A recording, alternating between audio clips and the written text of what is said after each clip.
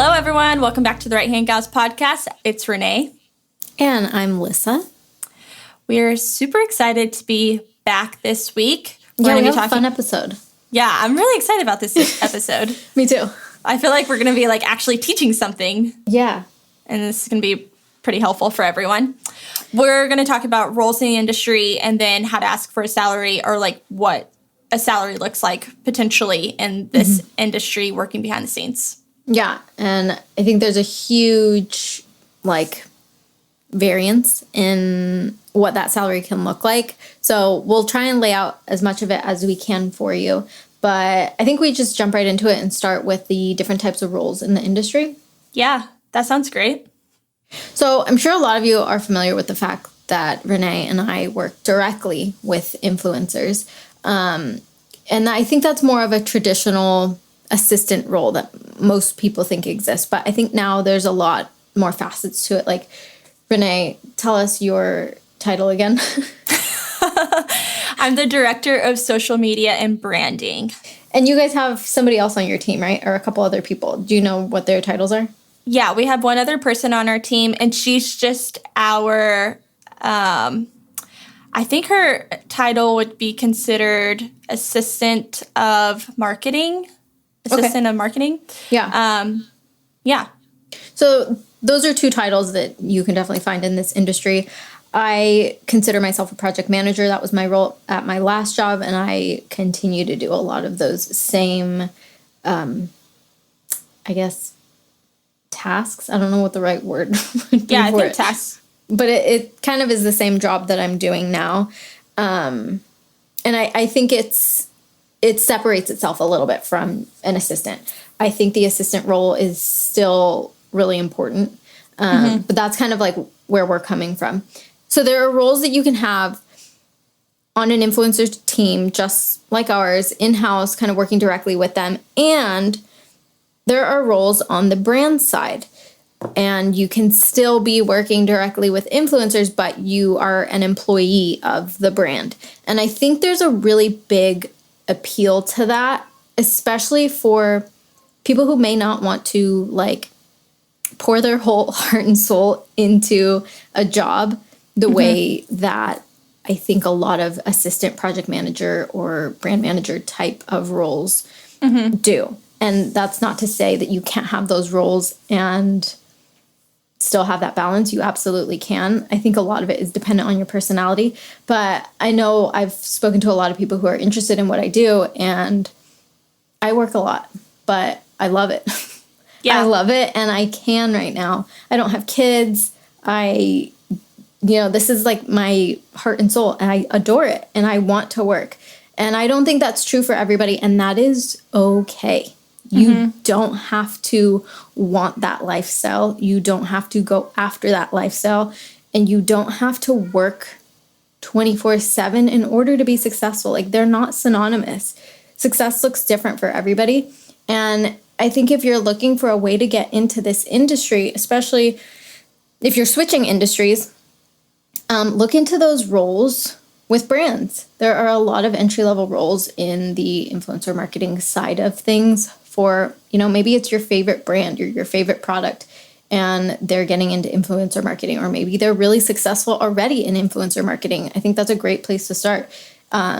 If you are a project manager, that might be a really easy kind of, what's the word I'm thinking of? Way to transition into a less... It's a lateral change.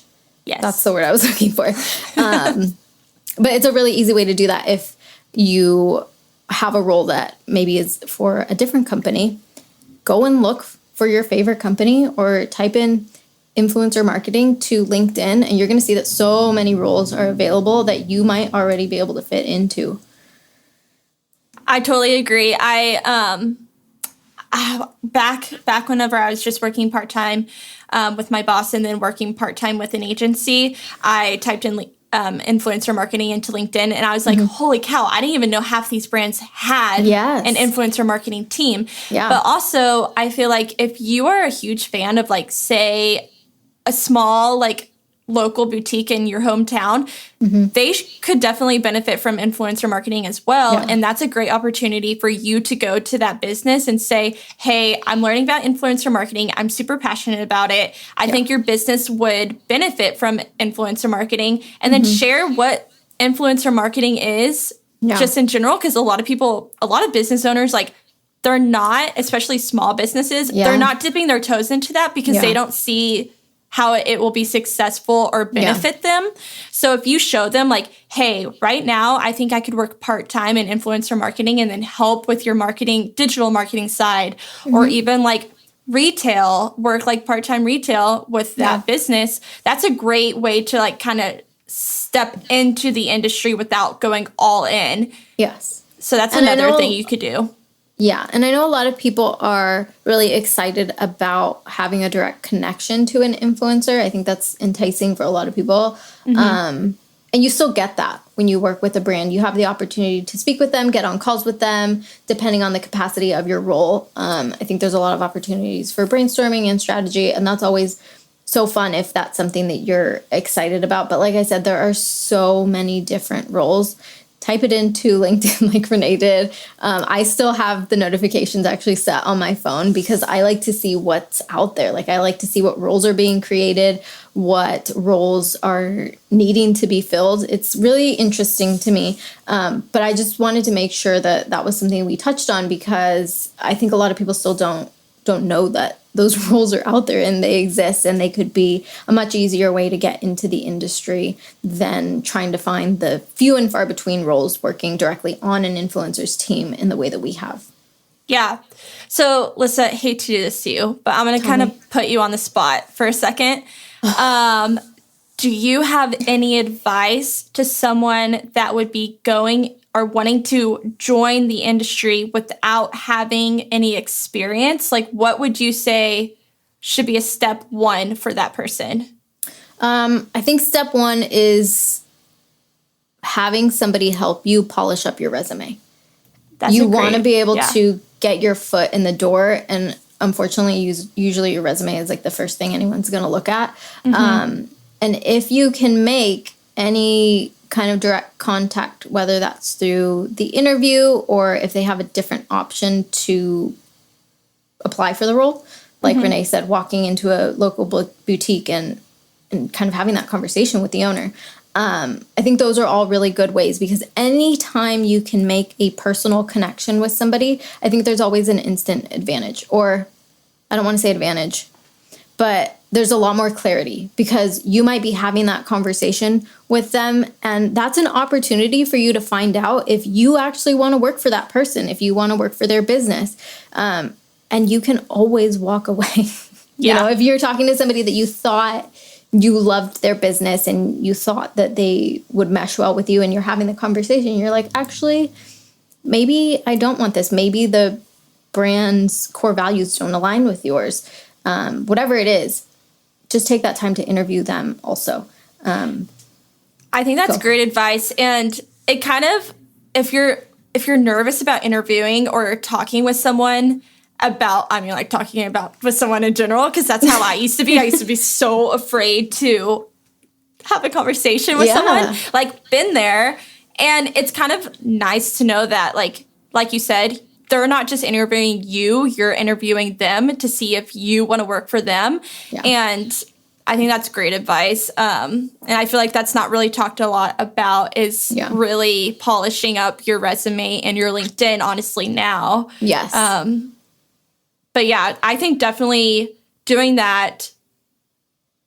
Even something that I've been doing lately is looking up people's LinkedIn accounts and say they have the job that I want. I want to see, like, what did they do before they had this job? Like, did they go to school? Like, what did they study in school? And I think that kind of gives you a good idea of, like, okay, for this kind of position, let's say a brand position, like working with a brand, it looks like most brands are looking for X amount of experience. Yeah. And that kind of gives you a better idea, too, before you walk into an interview and they say, oh, have you ever worked in this industry before? And you just say no, but I've done A, B, and C to impress you. you know? Yes. And I feel like if I was interviewing someone, and I've interviewed a ton of people at this point, if someone was well prepared and came to the interview and already knew what I was going to ask them and had like a pretty like solid response, I would be impressed, and I wouldn't care if they didn't have the experience I was looking for. I agree. Yeah, in my opinion, a lot of it is just about the personality, and if you have the personality that's going to go after it, do your research and put yourself out there, I think that really speaks volumes to a lot of business owners and hiring managers.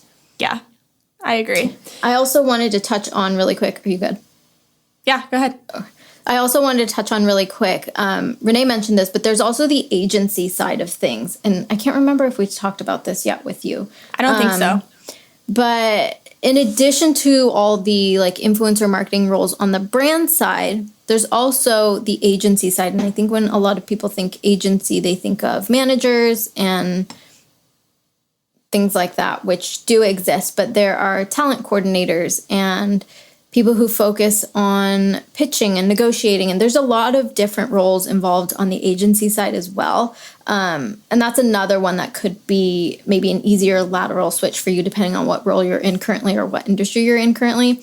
So you can be looking for that on LinkedIn also. Yeah. I kind of wanted to chat about more of like what the agency side would offer.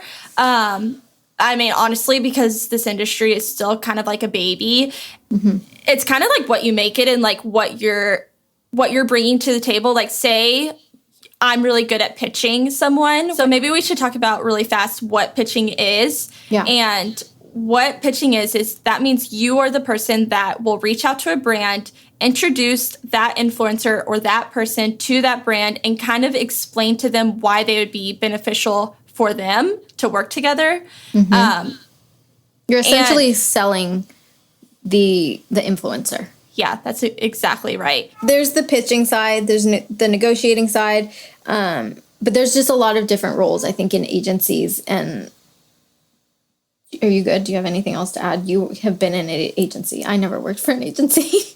Well, I worked for an agency part-time whenever I first started off with my boss, and because I was only offered part-time hours. And I mean, my role there really, it just depended on what the day looked like. But I looked for a lot of contacts through LinkedIn. I blind emailed a ton of brands and basically asked if they would want to partner with a BC person. I'm obviously watering it down, but it was, at the time, I felt like, oh, this is just a small task. But really finding a contact to a brand and actually getting them to talk with each other is really the whole management side and agency side. And I think that really appeals to some people, or it really doesn't. So you just kind of have to know who you are. And it's okay to take roles like that and figure out if that's something that you like. You might not know until you get into it. For me, I love pitching. I think it's super exciting. I love negotiating. I just think the back and forth with the brands it's really exciting to hear what their goals are, what they're trying to accomplish, and how you can work together to achieve that. But I know that is not for some people, and that's okay. That is not for me. So no, not everyone loves to pitch and talk to email back and forth. I hate that. I am way more of a person that likes to strategize, meet face to face, almost charm that person and really grow on a relationship base. And I think that's kind of that's why we get along so well, because you're very good at this and I'm very good at the other thing. So that's why we work together really well. Yeah.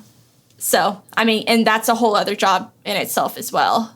Oh, yeah, absolutely. And I think that's why it's important to try out different roles and see what might work for you if you're new to the industry, or take a look at what you're doing and how that can translate into a role at a brand or at an agency. If this is something you really want to get into, I really wholeheartedly think that there are so many skills that just kind of fall across the board that you already have. Yeah, and I think if you're in college right now and you're thinking, if you're studying business or marketing or really whatever at this point, because Yeah. at this point it doesn't really matter what you're studying to get into this industry. Get an internship. Like there has to be some sort of agency or an influencer or someone around you, a business that's doing influencer marketing, that you can kind of dip your toe into the water with it.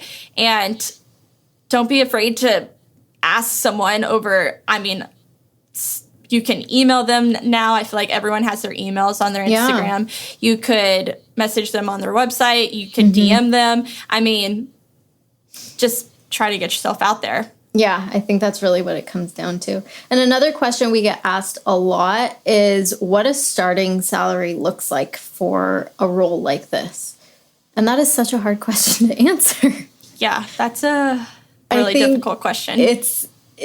You always see on like Glassdoor or whatever, when you type in salary for whatever, a huge range. And that's what you get with this too. Unfortunately, there's just like, I can't like pinpoint it for you and say, this is what you'll make. There's just too many factors. I would love to tell you that you will start at this and by year 4 you will make this, but I can't do that. Even Renee and I see a difference because she's in Nashville, Tennessee, and I'm in a suburb of Los Angeles in California. That in itself is already going to lead to different salaries. It just is what it is. Go ahead. Yeah, so advice for looking for a salary, because I know whenever I was at the point where I was going full-time with my boss now, we were kind of figuring out what an appropriate salary would be.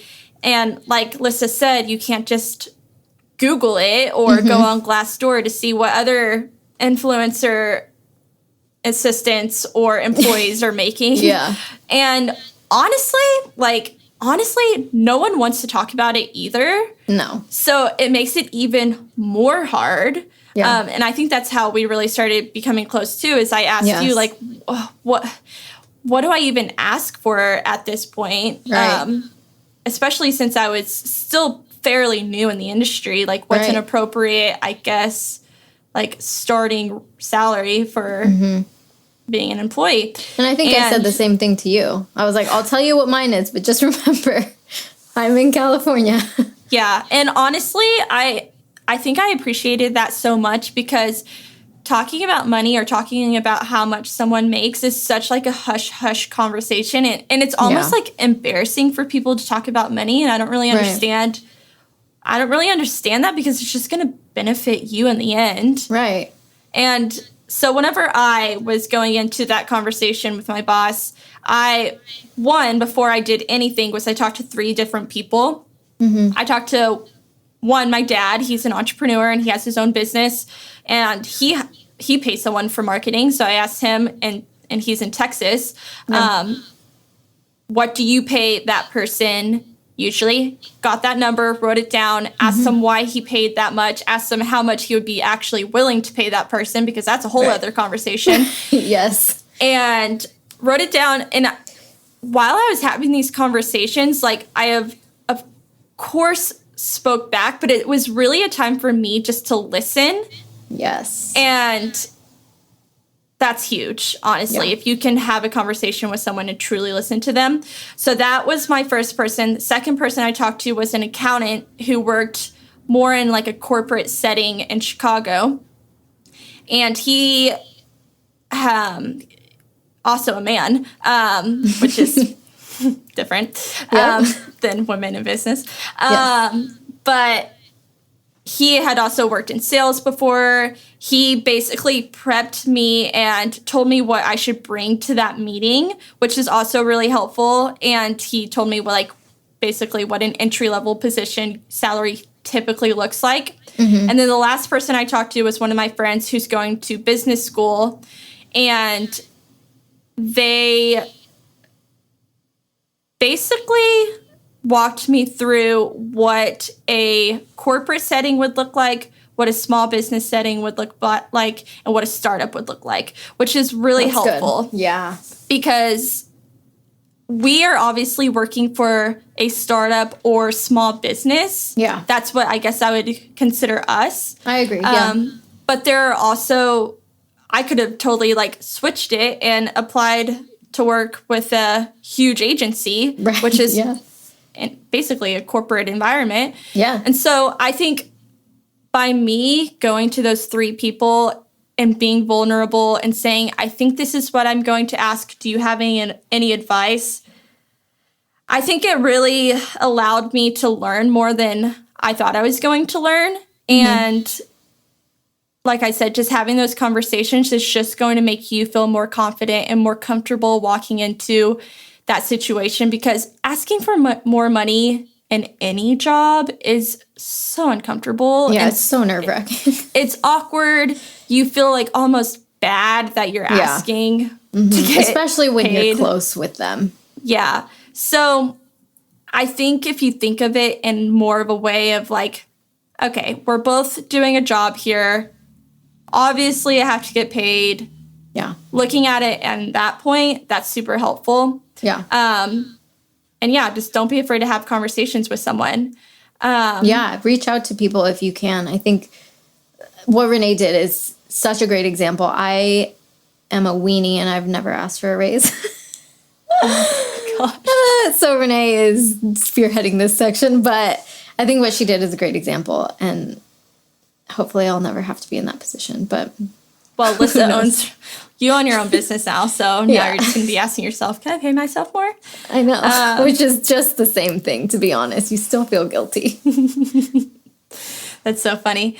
But so whenever I walked into that conversation with my boss asking for a raise, I had one really big thing, which was I had numbers, which when you're walking into any conversation asking for a raise, and the first thing they're going to say is, well, why do you think you deserve a raise? Right. Which is a fair question. Yeah. Why do you think you deserve a raise? And by me having a graph and numbers to support the growth of what I was doing and helping their company, numbers don't lie. And it makes it more difficult for someone to say you don't deserve something when you have proof on the table, you know? Absolutely, yes. So, and that's just life with like really any job, even if you're working in a corporate environment. So I had that. I also had any goals that they gave me. I had those written down and where I was to achieving those goals, or if I had already surpassed those goals. And then I had one other thing, which was I had a number in my head of what I would have been floored to make. And then I had the last number that I would go down to. And I hate to bust everyone's bubble, but for the most part, it's never going to be the number that you would be like jumping on the table, doing a party dance to, you know? So you're always going to have to stick up for yourself. And thank God I thought of that before I walked in, because I wouldn't have been prepared for the meeting if I didn't really sit down, have a conversation with myself and figure out those numbers. And like I said, thank God I did that, because the meeting would have gone terribly. And we both of us would have just been like sitting there with our hands up, like, I don't know where to go from here, basically. Yeah, I think that's a great point. And even though I have never asked for a raise, I am a very strong believer that you should always ask for a raise.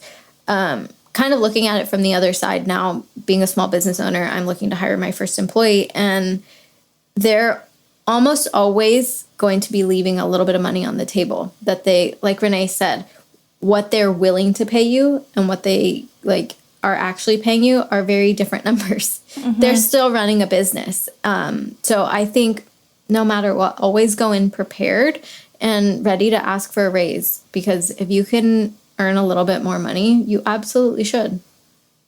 Yeah. And I think there's I feel like on TikTok, I hate to refer this back to TikTok, but there are so many people talking about how to ask for a raise. And I think one of the top things that they always say on TikTok is whenever that person's sitting across the table from you and saying, well, how much do you want to make? And they always say, every single time, they say, well, I'd really like to know what you have in budget for this role. And every time I'm like, I've watched countless TikToks where she says that. And every time I'm like, that is so smart. Yeah. And one day, like, I'm going to do that. But then, you know. We'll there's always a budget that they can stay within. And so that's why I think there's always a little bit of money on the table. There's always a little bit of room to negotiate, whether it's, 50 cents or $5. I think there's always a little bit of room.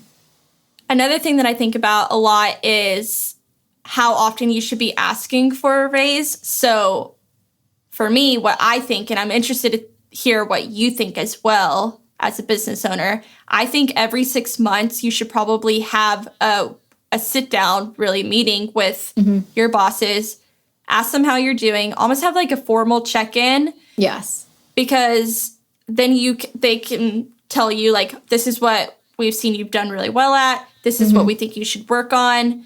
And obviously, if it's a poor meeting, you should not ask for a raise. I think that's, like, pretty self-explanatory. But, yes. But if you feel like the meeting is going well and they keep saying, like, you're doing amazing, we want you to work on this the next couple months, but other than that, like, you're killing it, you're, like, really thriving in this position, I think it's completely appropriate to ask for a raise. Yeah. And like I said, walking into that meeting already, you should already have, like, a number in your head of, like, what you're wanting and what you would ask for. Yeah. But I think it should be every 6 months. Do you think differently since you're a business owner? Okay, I'm still like a baby business owner, so let's not get ahead of ourselves. But I can see it from both perspectives. So I am somebody who thrives off of feedback. I would love, like, weekly meetings, to be honest. Like, please tell me all the things.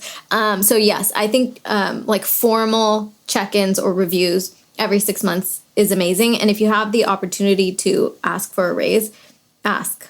Because if you're producing results and you're a strong, valuable member of the team, I see no reason why a raise can't be given every 6 months. I think typically I usually see a year, once a year, which is fair, especially with, like, inflation and, like, cost of living going up and blah, blah, blah.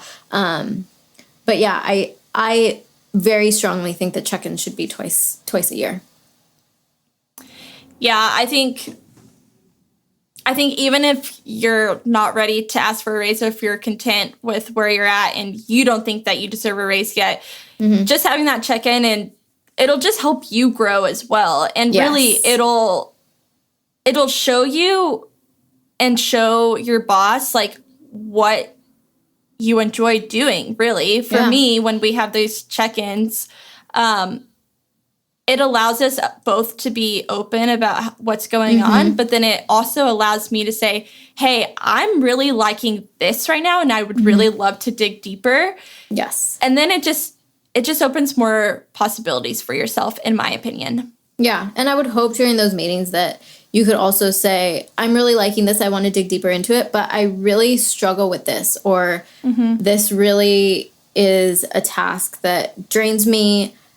If there's any way that we can pass it off to somebody else and maybe I can take a different task, like, use that time, that meeting, that safe space to have conversations like that. I would hope now that I'm running my own business that any employee would feel like they could come to me with that type of conversation at any time. But I know for a lot of people, it is easier to schedule that time and to know we might be having a harder conversation or a more nerve-wracking or anxiety-inducing conversation on this day. I can prepare for that. So I think there's a lot of ways to go about it, but definitely don't be afraid or embarrassed to bring up those things. Yeah, I like that you said that. And something that, because I do check-ins with one of our employees because I'm technically her manager, one of the questions that I ask in our check-in at the very end is, okay, so what can I be doing to support you more? And I think, obviously, you can't tell your boss to ask you that, you know? Yeah. But I think if you showed them that leadership, yes, it would almost be reciprocated. Yeah, I think and so. they would ask you that too. Yeah. And like I said, that will just like, that'll really open up like a huge door for both of you. Yeah. With your relationship, with your work relationship, and more of like Yeah. a personal relationship too, because Yeah. these are obviously your managers. But at the same time, like, I know whenever I'm talking to one of our employees or our employee, I care about her well-being, and I care about how she's doing in a mental state. And I know, and I hope at least that your bosses are caring about you and care about your mental state. And if they aren't, I think it's time for you to go. Yes, you do not need to put yourself into or stay in a toxic work environment. There are amazing companies and work environments that will allow you to thrive. Please leave that company. Yeah, I totally agree. I wanted to circle back really quick too, now that we've kind of touched on ways to ask for a salary, kind of those variables that play into what would impact a starting salary.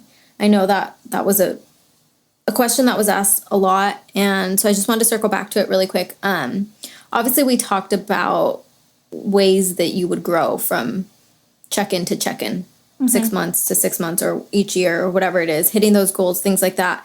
And I think when you're going into either a new role in the industry or an entry-level goal, you want to think about those things at whatever role you were in prior, because your experience is really what can allow flexibility, I think, in that starting range. So whether you're starting at an hourly range or a salary range, I think that is going to be a little bit more dependent on the company.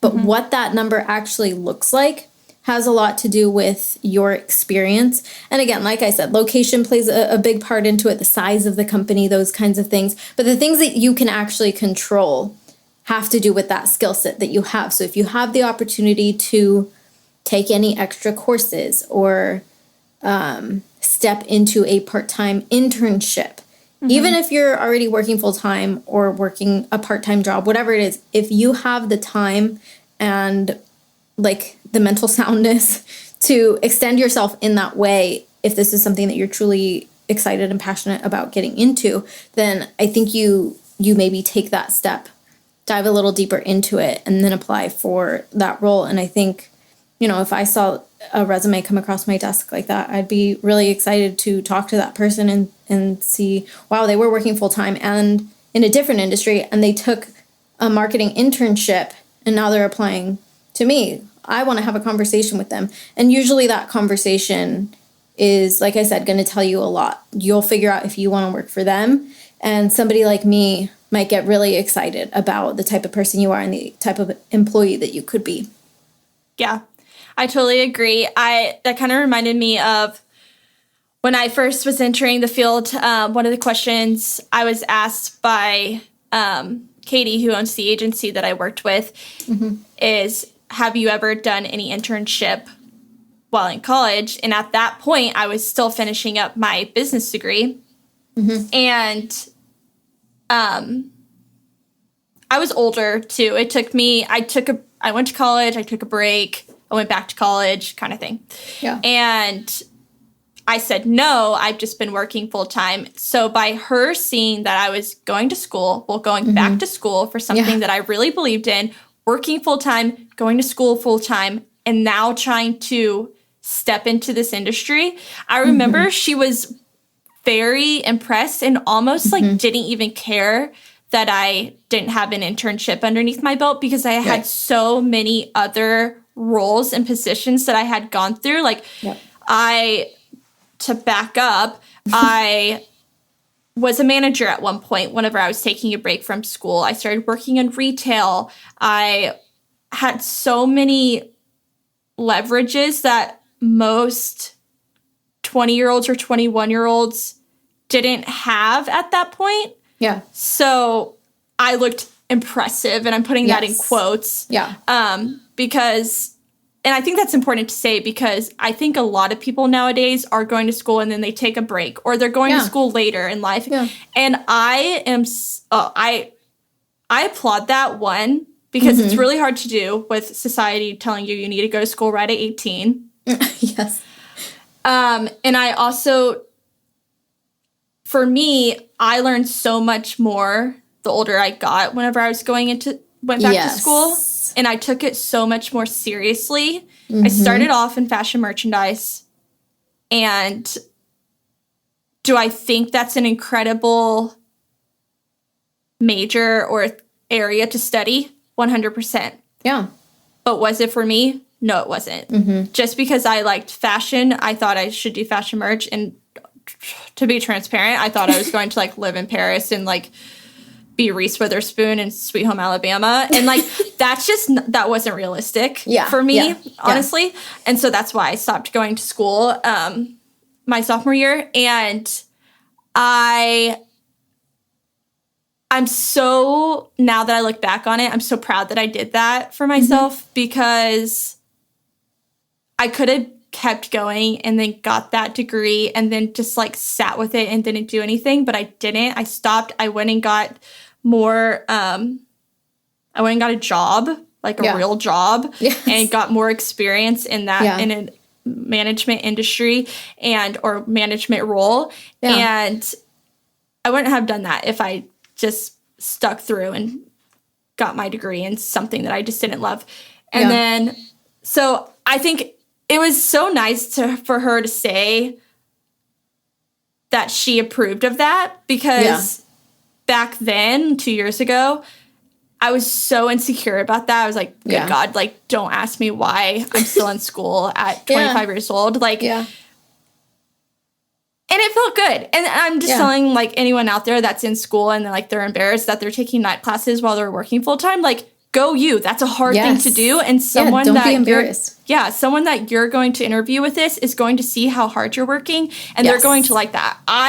If I saw someone that was working full time and going to school full time as a 26-year-old, 27, 30-year-old, I'd be like, that's incredible. Like, good for you for going back.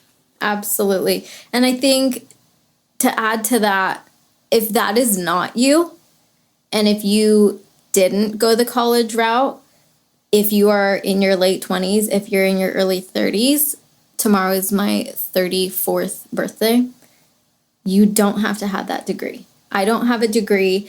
You just have to be willing to put in the work. Like Renee said, working full time, whether you're in school or not, if you've been working full time since, you're 18 years old or 21 years old or whatever it is, that is going to speak volumes to the right person. I don't want to say to anybody that you interview with. Some people care about that degree. Some people do.